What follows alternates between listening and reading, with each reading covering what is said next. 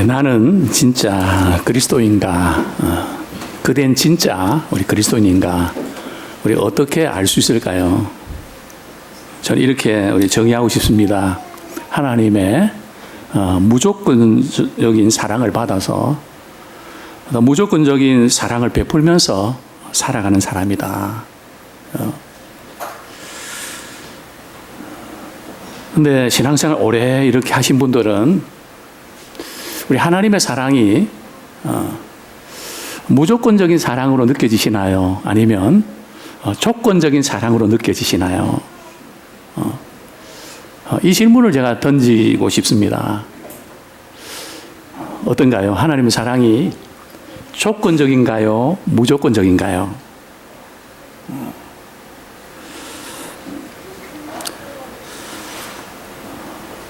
제가 수년 전에 포천에서 신학교 강의를 하면서 제가 상담학 강의를 했었는데요. 어떤 우리 자매의 자매와 상담을 했는데 그 자매가 저한테 이렇게 이야기하는 거예요. 목사님, 혹시 방언통변 하실 수 있으세요? 그래서 제가 고개를 설레 흔들면서 나 방언통변 나 그런 거 못한다. 다만 나는 상담은 해줄 수 있다. 그러면 저 상담 드리고 싶습니다. 그래, 목사님, 저는요, 수요 기도에, 저녁 기도에, 새벽 기도에, 그냥 예배 시간은 한 번도 빠지지 않고, 말씀 듣고 은혜를 많이 받았습니다. 근데, 바뀌지 않은 나의 삶의 모습 때문에, 저는 좌절하고 낙심했습니다. 어떤 때는, 하나님 말씀 알고, 그렇게 살아야 된다는 거, 분명히 깨닫지만, 자꾸 비참해지는 것 같습니다. 분명히 목사님 전하신 말씀이 맞고요. 또 성경 기록되어 있고요. 그런데, 왜 자꾸 비참해지는 거죠? 내가 이렇게 살면 안 되는데 하는 것을 자꾸 확인해주는 그런 시간으로 바뀐 것 같습니다. 그러면 통곡하면서 우는 거예요. 덩치도 큰 애인데 말이죠. 막 통곡하면서 우는 거예요. 제가 우리 자매에게 그 이야기 했습니다. 이유가 뭔지 아니? 눈이 갑자기 커지더라고요. 아주 단순한 이유야. 너는 내가 볼 때는 아직도 하나님의 그 무한하신 그 사랑을 너 자신의 것으로 삼지 못하고 있는 거야. 그래서 문제가 생기는 거라고. 우리는 한때는 주님이 나를 위해서 십자가 지셨다. 오늘 본 말씀, 하나님이 세상을 이처럼 사랑하사 독생자를 주셨으니 이는 그를 믿는 자마다 멸망하지 않고 영생을 얻게 하려 하심이라. 정말 아멘이고 할렐루야입니다. 그죠? 나 같은 죄인을 이처럼 사랑해 주셔서 하나밖에 없는 아들을 내어주시고 그분이 나의 죄를 위해서 십자가 지시고 부활하셔서 그분을 믿는 자는 생명을 얻는다는 거 정말 감격입니다. 그죠? 늘 울어도 눈물로 갚을 수 없는 그런 사랑입니다. 그때는 참 좋았죠. 무조건적인 사랑에 취해서 살았습니다. 그 다음에 교회 가서 설교 말씀을 들어보니까 이 말씀에도 순종해야 되고 저 말씀에도 순종해야 되고 너 그렇게 신앙생활에서 되겠냐? 그냥 때로는 책망도 하시고 늘 주일날 와서 확인하는 것은 나도 잘 믿고 싶고 신앙생활 잘하고 싶다고요. 그렇게 하는 거 해야 된다는 거 안다고요. 그런데 안 되잖아요. 어떻게 하란 말이에요. 어느새 우리 자신도 모르게 이제 무조건적인 사랑에서 이제 조건적인 사랑으로 이제 넘어가면서 우리 신앙생활은 굉장히 힘겨워졌습니다. 그럼 조건적인 사랑이 틀린 걸까요? 다시 한번 우리는 점검해야 됩니다. 하나님의 무조건적인 사랑을 받은 경험이 있는가? 또 우리가 말씀에 순종하고 이런 해야 된다 그런 것이 우리에게 주는 도전은 뭔가? 그걸 어떻게 받아들여야 되는가? 저는 이렇게 예를 들고 싶습니다. 한 미혼 여성이 좀 큰 회사에 입사하기 위해서 이제 마지막 코스로 서류 면접 다 끝나고요. 이제 인터뷰를 하게 됐습니다. 이제 사무실 한 구석에 말이죠. 쭈그리고 앉아서 면접을 기다립니다. 구석에 옆방은 또 이렇게 사장님실이고요. 거기에 우리 회사의 목표가 뭔지 또 우리 회사는 뭘 추구하는지가 쭉 이렇게 기록되어 있습니다. 그 방을 이렇게 바라보면서 사장님이 존경스럽고 때로는 두려운 존재까지 느껴집니다. 왜냐하면 이 회사에 꼭 들어가야 되는데 면접 잘못돼서 또 잘리면 어떡하나. 이 여성이 입사가 됐을까요? 안 됐을까요? 표정을 보면 압니다. 이렇게 입사가 됐습니다. 몇 개월 동안 입사 이렇게 그 회사를 다니면서 말이죠. 이 사장님과 연애를 하기 시작했습니다. 그래서 얼마 후에 결혼을 하게 됐습니다. 이제 결혼을 하고 나서 남편이 회사에 와서 말이죠. 사장님실 그 방과 또 거기에 그 회사의 목표 쓰여진 걸 보면서 다른 느낌을 받았습니다.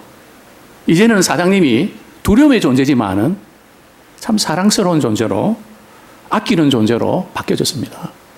그리고 거기에 회사의 목표가 부담을 주는 게 아니라 그게 너무 아름답게 보였습니다.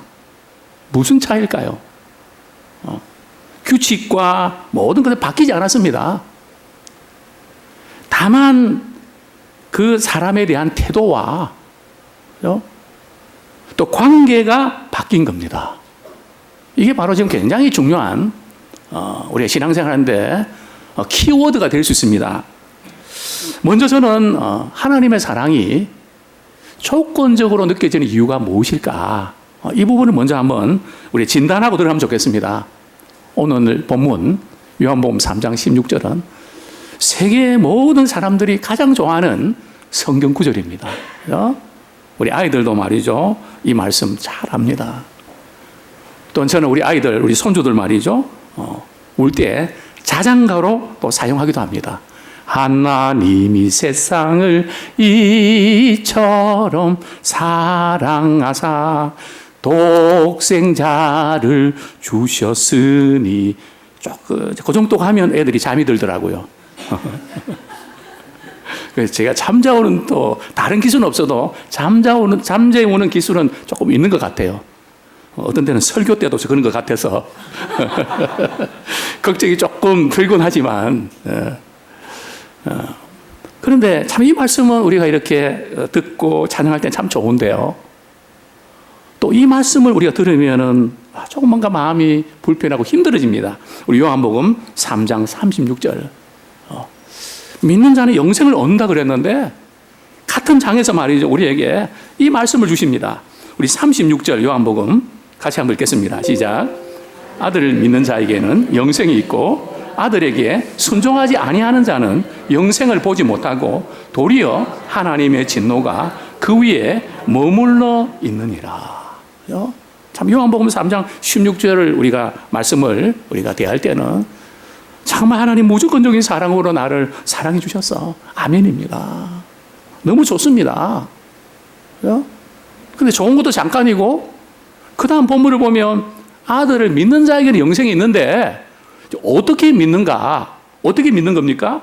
아들에게 순종하지 아니하는 자는 영생을 보지 못하고 도리어 하나님의 진노가 그 위에 머물러 있느니라. 그러니까 3장 16절을 우리가 대할 때는 산꼭대기에 올라간 느낌입니다. 이야, 참 하나님이 나 같은 죄를 이처럼 사랑해 주셨구나. 또 36절을 우리가 읽는 가운데는 그냥 계곡에 떨어진 기분입니다. 하나님의 말씀 순종하지 아니하는 자에게는 뭐가 있다고요? 영생이 없고요. 그리고 뭐가 있다고요? 하나님의 진노가 머물러 있대요. 딱 이 말씀을 우리가 대하는 순간에 가슴이 답답해지기 시작합니다. 그죠? 뭐가 딱 걸린 느낌입니다. 그죠? 우리가 지금 이 부분에서 지금 왔다 갔다 한단 말이죠. 어떤 데는 산꼭대기 올라갔다가 어떤 데는 말이죠. 골짜기로 그냥 곤두박질하는. 그죠? 그러면서 우리는 이 말씀을 우리 36절 말씀 읽으면서 그래, 나 같은 게 뭐 한다고? 나는 하나님의 사랑을 받을 만한 자격이 역시 없는 거야. 이제 이쪽으로 또 은혜를 받습니다. 역시 나는 안 되는구나. 우리 하나님의 말씀을 우리가 이렇게 대할 때에 어느 하나를 구절을 딱 떼서 말이죠. 그것만 가지고 결론 내리면 안 돼요. 그죠? 그 말씀의 의도가 무엇인지 우리가 연결을 시킬 줄 알아야 됩니다. 다시 말씀드리면 처음 예수 믿을 때는 하나님의 무조건적인 사랑에 감격하다가 신앙생활을 오래 하면 오래 할수록 조건적인 사랑의 벽에 부딪혀서 좌절하고 낙심하면서 이렇게 신앙생활하는 코스가 다른 코스일까요? 그래서 우리가 이렇게 살아야만 되는 걸까요? 문제는 어디에 있는 걸까요? 그래서 우리 이렇게 이야기하죠. 나도 옛날에는 집사님처럼 그렇게 열심히 봉사하고 열심히 기도하고 다 해봤다고.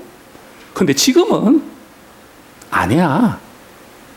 그러면서 은근히 마음에 이렇게 말은 안 하지만 이렇게 읊조립니다. 너도 나처럼 될 거야. 너도 나처럼 될 거야. 한번 두고 봐. 너 꼭 나처럼 될 거라고. 그래서 처음 예수 믿을 때 신앙이 제일 좋고 5년, 10년 지나면 완전 바닥치는 그게 신앙의 코스일까요? 왜 우리가 이런 어떤 생활을 우리가 계속 반복해야 되는 걸까요? 자, 이 부분을 먼저 우리가 한번 점검해 보기 원합니다. 하나님의 말씀에 순종하지 않은 자는 영생 보지 못하고 하나님의 진도가 머물러 있다. 그죠? 지금 말씀에 순종해야 된다는 의미인데요. 그죠? 이걸 우리가 어떻게 받아들일까요? 말씀에 순종하지 아니하면 영생을 보지 못한다. 그렇게만 딱 떼놓고 봐야 될까요? 그죠? 우리가 이 하나님의 말씀을 대할 때에 신중하게 대해야 됩니다. 그죠? 우리가 잘못 말이죠. 이렇게 적용하면 안 된다는 거죠. 하나님의 말씀에 순종하는 것이 그게 조건적인 사랑인가요? 순종하면 영생 있고 순종 안 하면 영생 없어. 단순히 그 말씀일까요? 이 말씀은 하나님 말씀에 순종하지 않아도 된다. 그 뜻은 아니에요. 차원이 다르다는 겁니다. 오늘 본문에서 계속 강조하는 것은 하나님이 세상을 이처럼 사랑하사 남자든 여자든 아이든 누구든지 그 사랑을 내 것을 받아들이면 그 사람은 영생을 받을 수 있어. 분명히 못 받고 있거든요. 그런데 왜 사랑하지 아니하면 영생이 없다는 또 하나님의 진노가 있다고 말씀하셨을까요? 그것은 다른 게 아니고요. 하나님의 무조건적인 사랑을 받으면 우리는 자연스럽게 그 사랑에 반응하게 되어 있다는 겁니다. 그죠? 순종해야 사랑을 받는 게 아니고요. 사랑을 받았기 때문에 우리는 하나님을 사랑하게 되어 있다는 거죠. 오늘 우리 찬양대가 우리 찬양했던 바로 진짜 그리스도인. 그죠? 당신은 진짜 그리스도인인가요? 그죠? 정말 주님을 사랑하는 그리스도인인가요? 내가 예수로 사는 그리스도인인가요? 그죠? 우리가 정말 주님의 무조건 사랑을 받았으면요, 우리는 사랑에 반응하게 됐습니다. 제가 늘 좋아하는 말씀. 주 예수 이렇게 사랑하니 우리는 어떻게 보답할까? 물론 이 표현이 하나님의 사랑에 우리가 무엇으로 보답할 수 있겠습니까? 보답이 가능하겠습니까?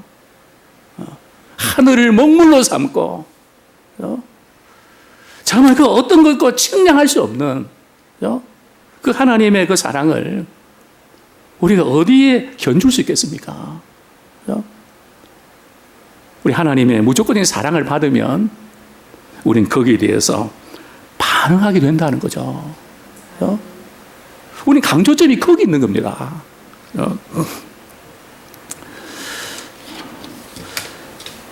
자, 그 다음에요. 근데 이제 우리가 순종하지 못할 때가 있단 말이죠. 그죠? 말씀에 우리 어떤 때는 참 성령께서 은혜 주셔서 순종할 때가 있지만 또 맥없이 넘어질 때가 있거든요. 때로는 부담이 되고 힘겨워질 때가 있습니다. 우리 상황이 어려워지든 아니면 우리 감정이 힘들어지든 그죠? 그런 상황에 딱 우리가 부딪힐 때 우리는 어떻게 접근해야 될까요? 그죠? 이 부분이 대단히 중요합니다. 이 부분은 조금 후에 말씀드릴게요. 설교는 좀 떡을 드려야 밥이 맛있거든요. 네, 우리 뒷부분이 조금 다루도록 하고요. 또 두 번째로 저는 이렇게 도전을 드리고 싶습니다. 하나님의 무조건적인 사랑을 당신은 경험한 적이 있습니까? 그죠? 하나님의 그 무조건적인 사랑을 말이죠. 경험한 적이 있냐고요.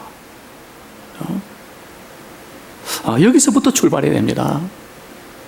오늘 본문에 보면 니고데모가 우리 3장에 보면요 예수님께 찾아옵니다. 오늘 예수님께서 왜 요한복음 3장 16절에 말씀을 하셨을까? 그 의도와 배경을 아셔야 되는데요. 이 니고데모는 산헤드린 공회원이고요, 바리새인이고요, 또 신앙의 지도자고요. 정말 예수님에 대해서 굉장히 호의적인 반응을 보였던 참 드문 그런 신앙의 지도자입니다. 근데 예수님께서 뭐라고 말씀하십니까? 아주 기본적인 질문을 던집니다. 거듭나지 아니하면 하나님 나라에 들어갈 수 없다고요. 하나님 나라는 천국이거든요. 거듭나야 천국에 들어갈 수 있다. 즉 예수님께서는 나 같은 정도면 이제는 구원받았고 천국 들어갈 수 있고 하나님의 자녀인 게 분명한데 아주 자존심 상하게 말이죠. 아주 신앙의 기본적인 말이죠.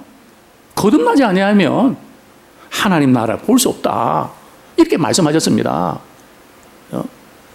그러니까 이 지금 니고데모가 뭐라 이야기합니까? 어린이 같은 질문 던지죠. 그러면 내가 지금 늙었는데 엄마 모태에 들어갔다가 다시 나와야 됩니까? 다시 거듭나야 된다 그러니까 어머니 뱃속에 들어갔다 다시 나와야 되냐는 거죠. 그게 아니고 물과 성령으로 거듭나야 그래야 하나님 나라 들어갈 수 있어. 정말 우리가 물과 성령으로 거듭나셨나요? 그러면서 예수님께 이렇게 말씀하십니다.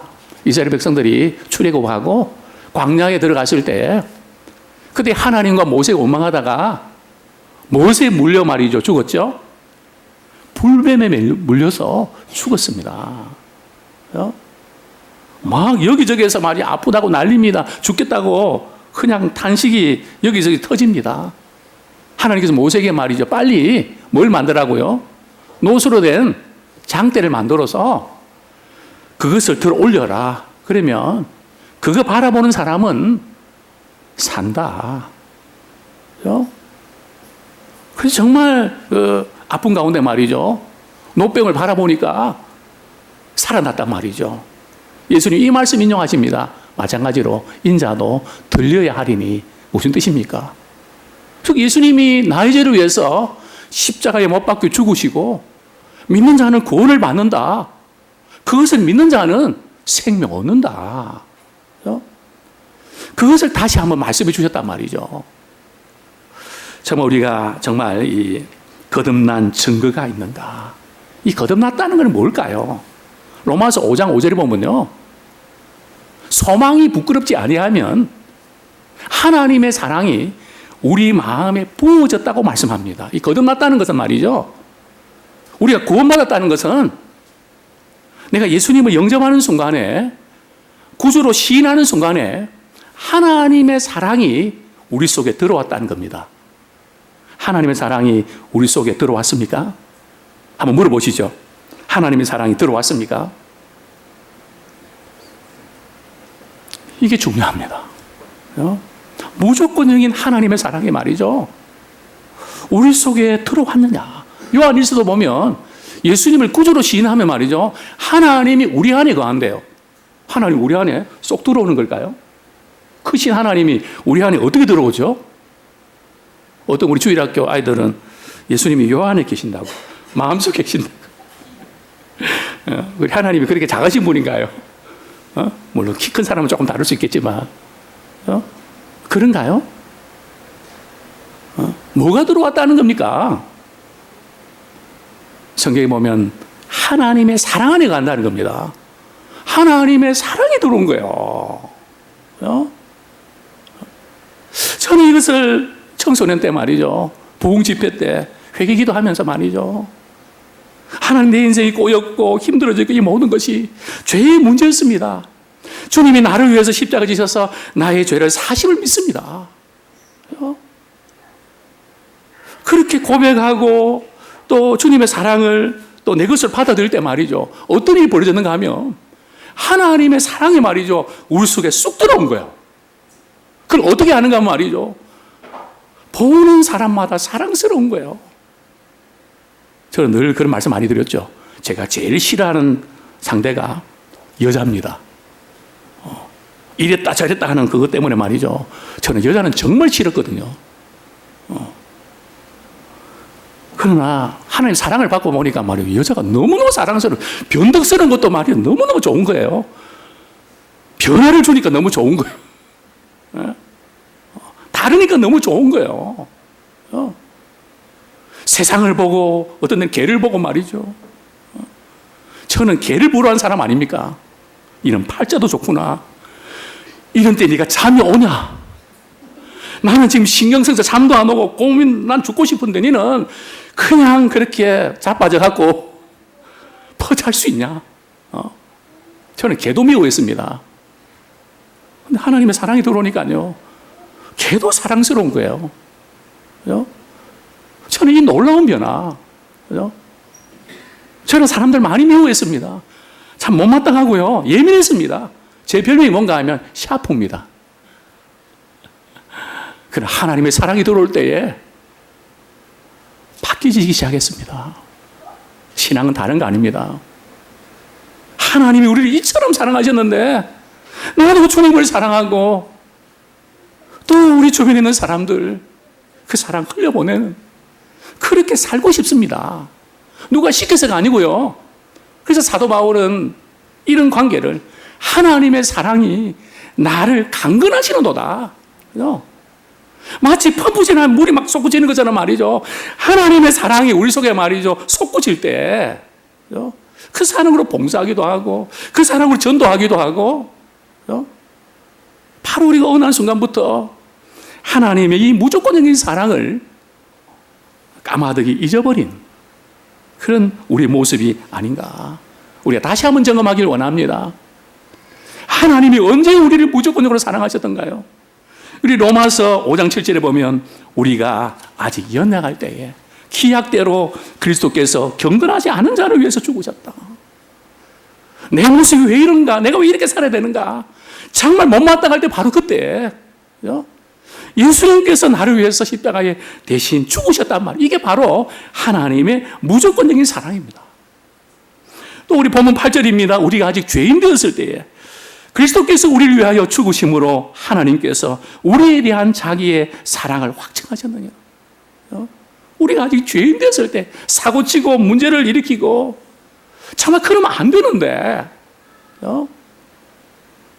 어쩌면 우리는 그러면 안 되는 줄 알면서 자꾸 그런 행동을 하지 않습니까?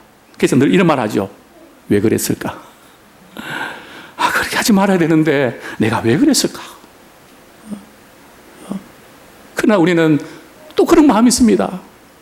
누군가 내가 왜 그랬는지, 왜 그럴 수밖에 없었는지 그것을 누가 받아주면 안 되냐고요. 잘못 알겠다고요. 내가 이렇게 하면 안 된다는 걸 안다고요. 그러나 내 심정은, 내 기분은 지금 내가 그럴 수밖에 없다고. 바로 주님은 그것을 알아주십니다. 주님의 무조건의 사랑은 바로 여기 있습니다. 우리가 아직 죄인 되었을 때 우리에 대한 자기의 사랑을 확증하신 그분, 이 하나님의 참 무조건적인 사랑. 또 우리 본문 10절에 보면 한 걸음 더 나갑니다. 곧 우리가 원수 되었을 때에 그의 아들의 죽으심으로 말미암아 우리가 화목하게 되었은즉 화목하게 된 자로서는 더욱 그의 살아나심으로 말미암아 구원을 받을 것이니라. 아직 원수 되었을 때. 근데 우리는 이렇게 무조건적인 사랑을 받았는데요, 우리가 말씀에 때로는 순종하지 못할 때가 있잖아요. 그럼 우리는 어디 쪽으로 끌고 가는가 하면, 우리 이 하나님의 말씀에 순종하지 못하기 때문에 하나님이 나를 사랑하시지 않을 거야. 하나님이 나를 구원하시지 않는 거라고.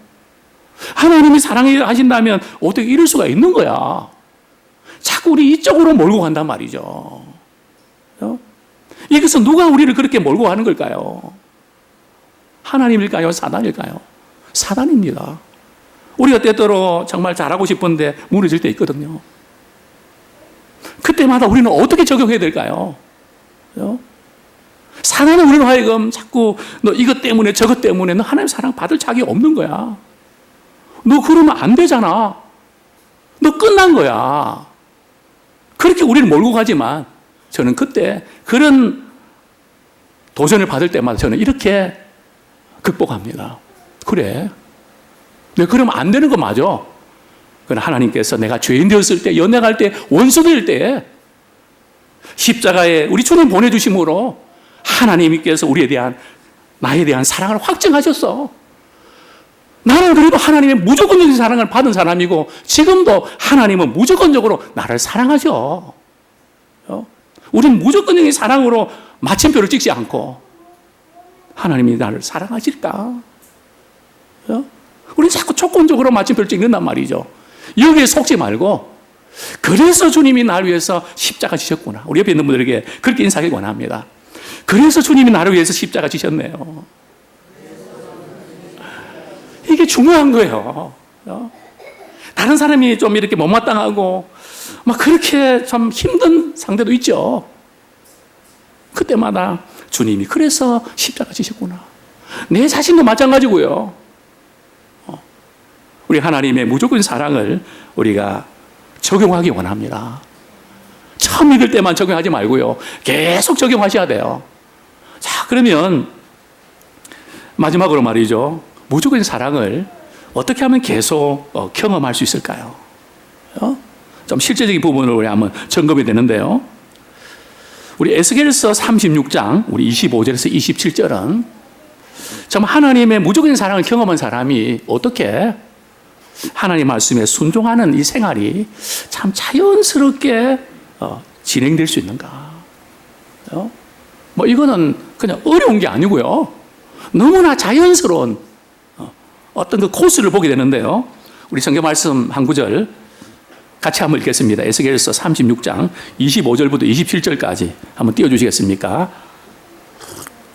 시작. 맑은 물을 너희에게 뿌려서 너희로 정결하게 곧 너희 모든 더러운 것에서와 모든 우상숭배에서 너희를 정결하게 할 것이며 또 새 영을 너희 속에 두고 새 마음을 너희에게 주되 너희 육신에서 굳은 마음을 제거하고 부드러운 마음을 줄 것이며 또 새 영을 너희 속에 두어 너희로 내 율례를 행하게 하리니 너희가 내 규례를 지켜 행할지라.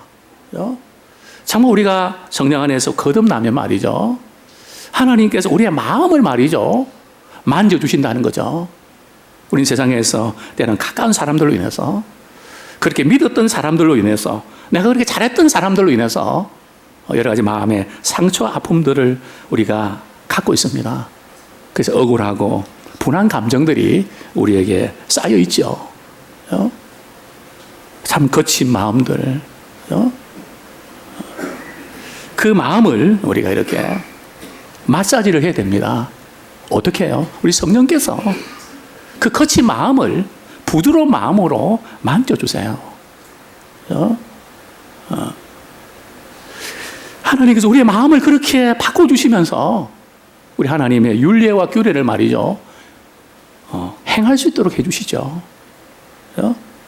새 영을 너희에게 부어주리니, 즉 성령께서 말이죠. 우리의 마음을 만져주시면서 하나님의 사랑이 부음받으면서 내가 어떻게 하나님의 사랑을 표현할까? 저는 주일이 정말 행복합니다. 주일 아침 되면 오늘도 그렇게 고백해서 하나님, 제가 주일이 없었더라면 어떻게 살 뻔했습니까?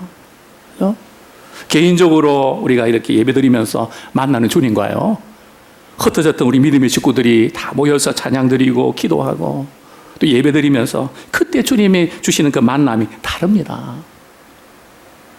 온전한 주님의 사랑이 말이죠, 우리 가운데 임하십니다. 또 우리 믿음의 식구들을 우리가 바라보는 것이 얼마나 기쁜 일이고 감사한 일입니까? 그죠? 정말 이렇게 뒤에서 말이죠, 이렇게 들어오시는 모습 볼 때 참 세상에서 제일 사랑스럽고 정말 이렇게 귀하고 아름다운, 참 우리 주님이 주시는 그런 마음을 우리 가질 때 우리가 그런 우리가 마음으로 보여지는 줄 압니다. 자, 문제는 우리 사랑과 이 규칙이 말이죠, 이 배타적인 걸까요? 그렇지 않다는 거예요. 우리가 사랑하는 만큼 순종하게 되고요, 또 순종하는 만큼 사랑하게 됩니다. 우리가 때때로 살아가면서 많은 어려움들을 우리가 겪게 되죠. 시험을 당합니다. 우리 믿는 사람들도 때로는 우리 시험을 당하게 되죠. 우리 시험 당할 때 그것을 어떻게 받아들입니까?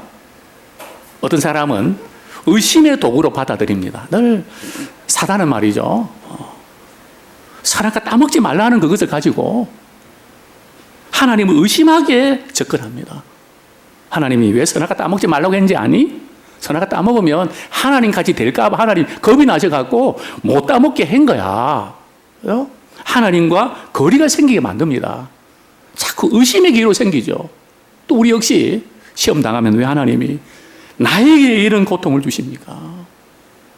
왜 나에게 이런 아픔을 주십니까? 항상 우리가 이렇게 시험 들면서 고민하는 부분을 보면 말이죠, 우리는 지극히 조건적이란 말이죠. 우리가 지금 문제를 제기하고 하는 부분을 보면 거의 다가 조건적이란 말이죠. 하나님은 무조건적으로 했는데 우리는 너무 조건적으로 말이죠. 하나님이 계신다 뭐 이럴 수 있습니까? 늘 우리는 그쪽으로 말이죠, 접근하는데 익숙해 있다는 거죠. 우리는 시험 당할 때 의심의 우리가 도구로 생각하지 말고 하나님의 선하심을 확증하는 기회로 삼길 원합니다. 벌써 우리 접근 방법을 다르게 해야 돼요. 하나님께 이런 어려움을 통해서 하나님이 어떻게 일하시는지, 그죠? 우리가 인생의 쓴물을 만날 때는 하나님은 그 쓴물을 단물로 만들어주는 하나님을 경험하기를 원하시는 겁니다.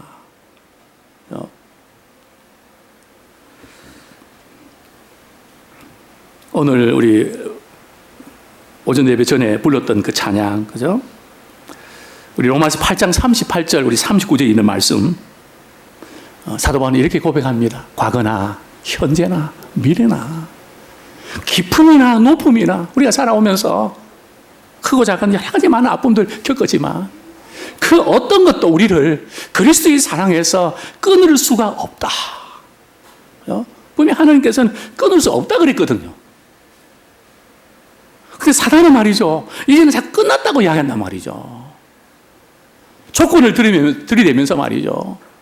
그러나 우리는 이 하나님의 말씀을 그대로 우리가 받아들이고 하나님의 사랑에 끊을 수가 없습니다.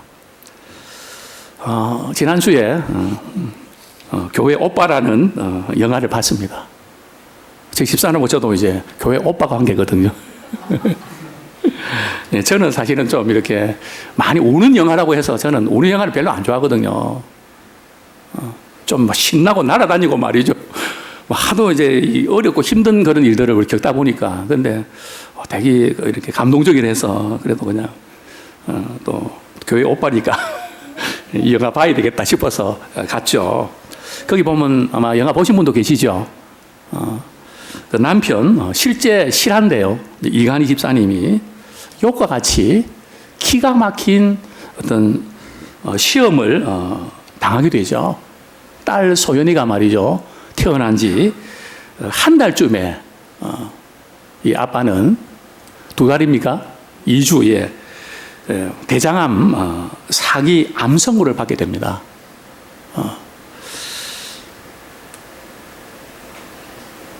그런데 이 아들이 말이죠. 이렇게 대장암 말기에 처했다는 소식을 듣고 그 어머니가 말이죠.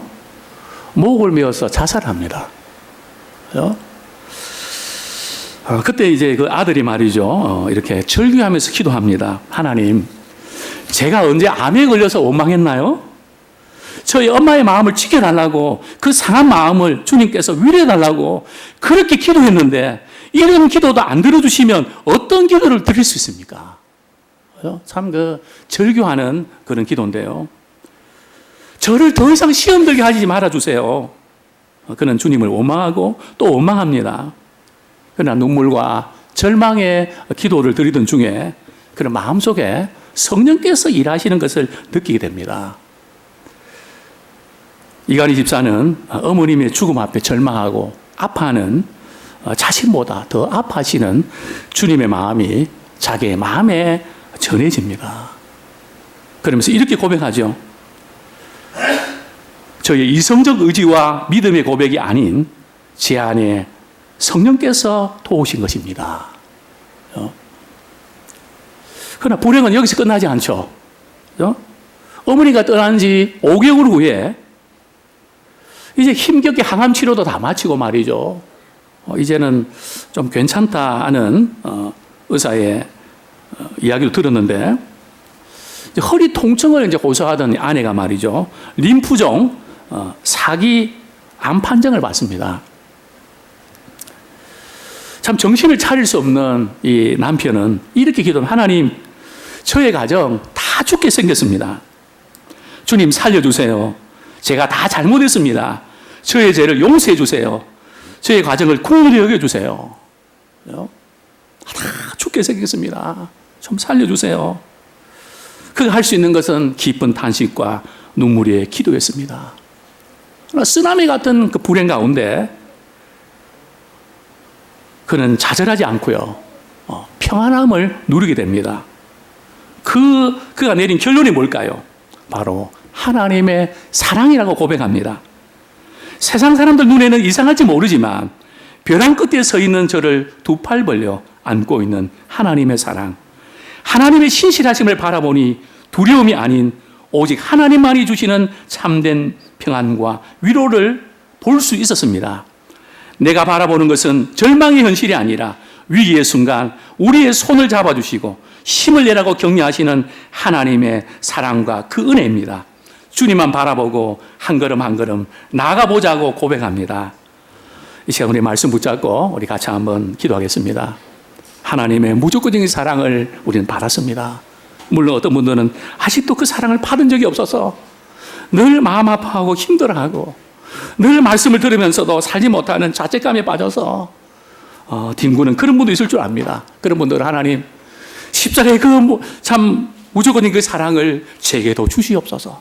그 사랑이 제게 필요합니다. 그 사랑을 힘입어야 저는 살아낼 수가 있습니다. 그 사랑을 우리 주님께 부어달라고 기도하십시오. 한때는 그 무조건적인 사랑이 감격했는데 이제는 조건적인 사랑에 묶여서 정말 좌절하고 낙마하는 분들이 있습니까? 조건적인 사랑이 필요 없다는 거 아닙니다. 우리는 조건적인 사랑에 무너질 때에도 하나님의 사랑이 나를 강건한다. 그 무조건적인 하나님의 사랑을 기억하면서 십자가의 사랑으로 마침표를 찍기 원합니다. 그리고 어렵고 힘든 그 상황 속에서도 나를 붙들고 계시는 그 주님의 사랑을 우리 성령 안에서 경험하기 원합니다. 이 시간 같이 한번 말씀 붙잡고 우리 회개와 결단의 기도 드리겠습니다. 하나님 아버지, 부족하고 연약합니다.